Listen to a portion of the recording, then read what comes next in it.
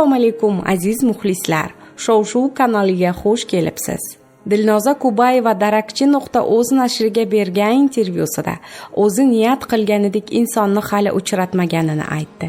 Intervyu chog'ida jurnalist shaxsiy hayotga jiddiy e'tibor berish fursati kelmadimikan deya savol berdi. Niyat qilganimdek insonni hali uchratganimcha yo'q.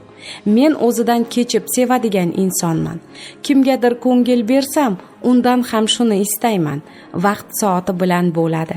Orzularim ko'p, dedi aktrisa bunga javoban. O'g'lingiz otasi haqida so'raydimi degan savolga Kubayeva shunday javob berdi. Ikkimiz otasi haqida ko'p suhbatlashamiz. Ishonasizmi?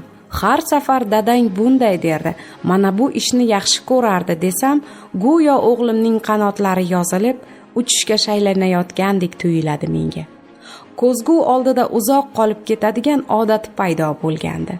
Otang erkak kishi o'ziga ko'p oro berish kerak emas derdi, deganimdan so'ng o'g'lim o'zgardi, deydi aktrisa Dilnoza Kubayeva.